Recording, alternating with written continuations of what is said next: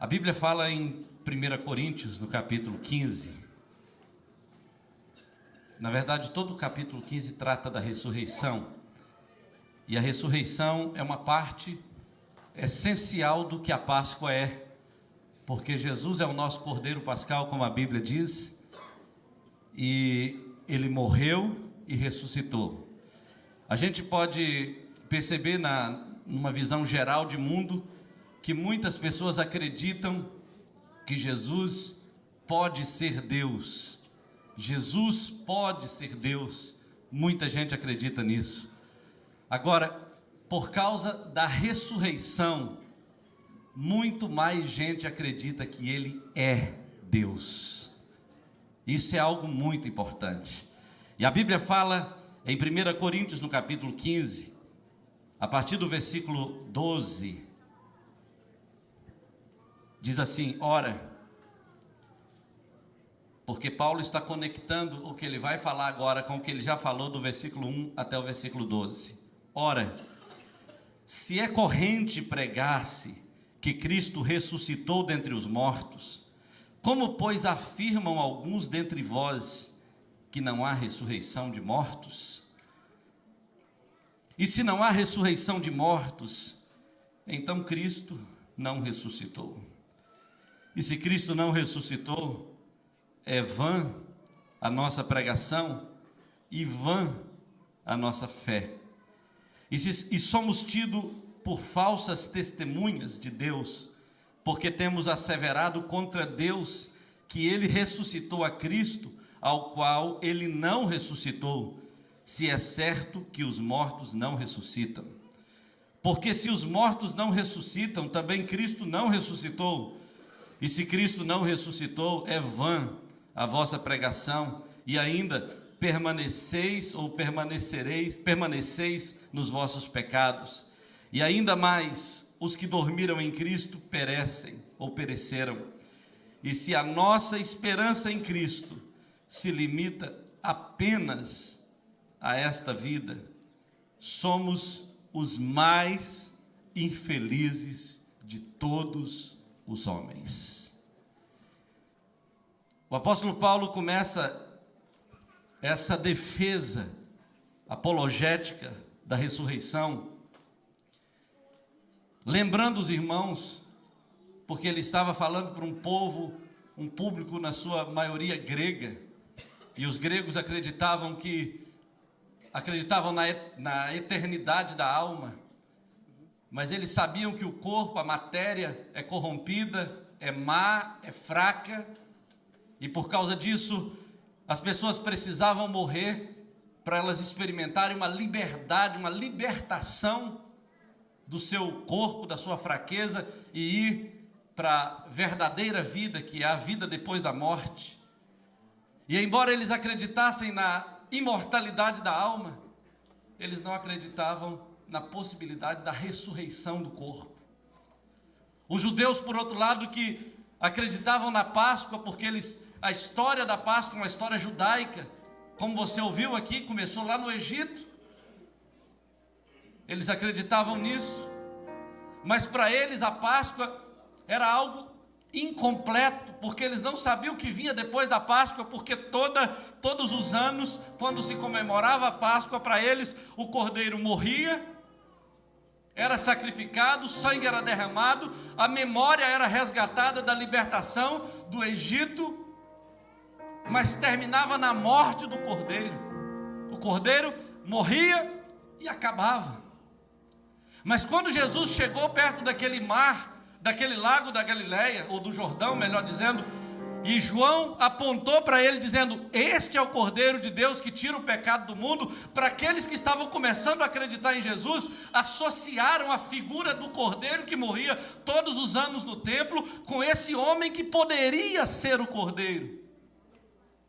E eles então começaram a acompanhar Jesus, começaram a gostar do que Jesus pregava, começaram a se impressionar com as suas histórias, com o seu testemunho, com o modelo de vida que ele vivia, e começaram a abraçar aquela fé, e muitas pessoas começaram a romper com o judaísmo para seguir a Cristo. Algumas pessoas começaram a entender claramente o reino de Deus acompanhando Jesus.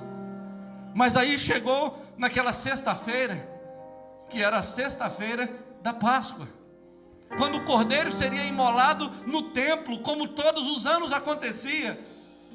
E mais ou menos na hora que o cordeiro estava sendo imolado lá no templo, Jesus estava sendo crucificado lá no Monte Calvário. Jesus estava oferecendo seu corpo. Naquele momento ninguém conseguiu associar exatamente a morte do cordeiro com a morte de Cristo. Mas o evento era o mesmo, porém um era simbólico, o outro era real. Um representava a figura das coisas que haviam de vir, mas Jesus na cruz era a realidade que estava acontecendo. Jesus era o Cordeiro de Deus.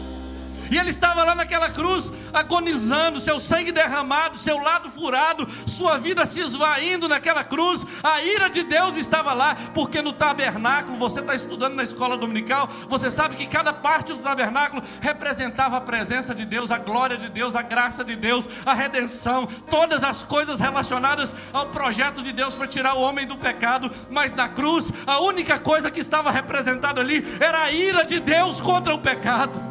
Jesus estava morrendo, sendo agonizando, porque Deus estava punindo o pecado de todos nós no seu corpo. Jesus era o Cordeiro Pascal, dando a sua vida na cruz. E aí, apesar de haver ainda uma esperança no coração daquele povo, quando Jesus morre, quando houve o terremoto, quando houve a escuridão, quando ele orou, Deus meu, por que me desamparaste? Não houve resposta. Quando tudo termina e o corpo de Jesus é tirado daquela cruz, e cada um começa a voltar para sua casa, a esperança daquelas pessoas começou a morrer. E eles começaram a ter uma interrogação na sua mente, porque eles não sabiam, porque todos os anos o cordeiro morria e ficava morto. Agora Jesus morreu. Ele havia dito que ia ressuscitar, mas ninguém se lembrou disso. E Jesus morreu, foi sepultado, cada um voltou para sua casa. Os discípulos de Emaús voltaram tristes para sua casa, as mulheres voltaram tristes, os discípulos ficaram perdidos. Um foi pescar, decepcionado por tê-lo traído.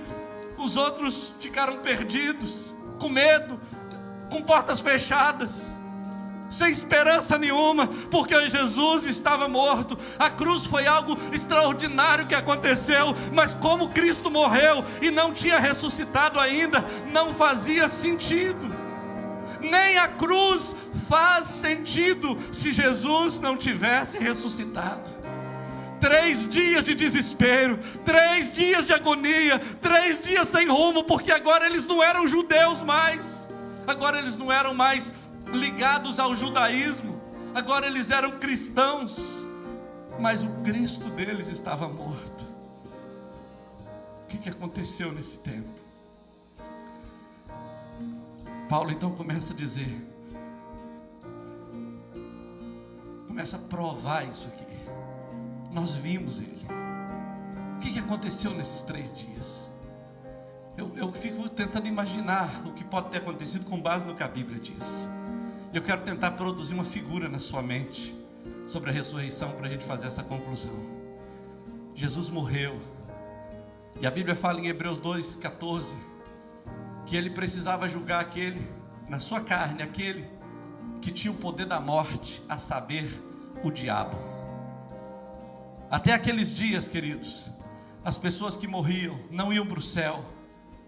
Satanás tinha um poder extraordinário na morte, que nós não conseguimos teologicamente definir claramente, mas Hebreus 2,14 diz que ele tinha o poder sobre a morte, porque todos pecaram e todos morreram. E a Bíblia fala que que durante aqueles 3 dias de silêncio, de interrogação, de dúvidas, de desespero, Jesus vai aos lugares mais baixos da terra. Jesus vai às partes mais baixas da terra. E eu quero tentar imaginar o que pode ter acontecido com base no que eu sei que Jesus fez naquela cruz.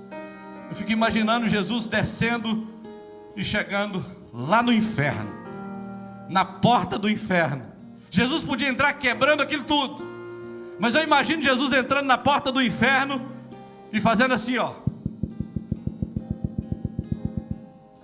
Satanás, reunido com todos os seus demônios, talvez fazendo o maior carnaval da história, celebrando a morte de Jesus, porque todos os que vieram antes dele, Moisés, Elias, Davi, todos os grandes profetas e patriarcas do passado, acabaram pecando e falhando e decepcionaram a religião judaica. Mas Jesus, que não teve pecado nenhum, terminou morto naquela cruz. E Satanás não sabia que Deus tinha um plano, Deus tinha um projeto, Deus tinha um álibi para revelar no terceiro dia. E Jesus estava lá batendo na porta, e de repente Satanás, celebrando, escuta aquele barulho e fala assim: quem está batendo na porta do inferno? Pega o demônio mais ordinário e chama ele e fala: vai lá, vê quem é. E quando ele abre a porta, ele encara aquele que vive para sempre, aquele que a morte não pôde vencer. E ele vai todo orgulhoso, mas diante do Senhor ele volta arrastando, gago, sem conseguir falar, e falou: vai lá para você ver quem está lá. Não consegue falar o nome dele, não consegue dizer quem ele é. E ele pega um outro demônio e manda para lá. E ele vai todo orgulhoso, poderoso, um principado talvez, e chega lá, cai de joelho, porque a Bíblia diz que todo joelho tem que se dobrar. Todo joelho cai diante dele e volta arrastando de novo e diz: você tem que ir lá, você tem que ir lá. E Satanás, revoltado porque nenhum das suas autoridades consegue encarar aquele que é rei, aquele que é Senhor, aquele que vive para sempre.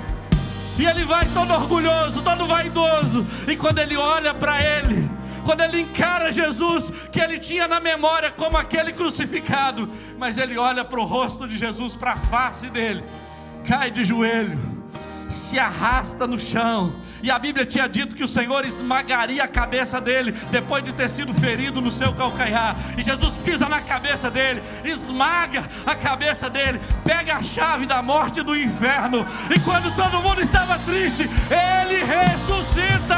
Ao terceiro dia, ele ressuscitou. Ao terceiro dia ele se levanta. E o apóstolo Paulo fala aqui, olha, 500 pessoas viram ele ressuscitado. Tiago, o irmão de Jesus, o viu ressuscitado. Os apóstolos o viram ressuscitado. Eu, como aquele que veio depois, também o vi ressuscitado. Eu estava indo para matar cristãos na estrada de Damasco, mas ele apareceu para mim e diz: eu sou Jesus, eu sou Jesus a quem tu persegues. Paulo era um homem intelectual, um filósofo, um grande pensador da sua época, mas ele se dobrou diante da sabedoria daquele que vive, daquele que reina, daquele que é Senhor. Então eu te convido, fique de pé nesse momento.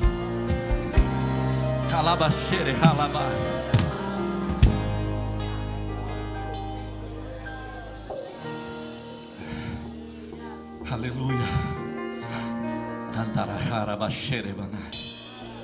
Aleluia. Muitas pessoas acreditam que Ele é Deus.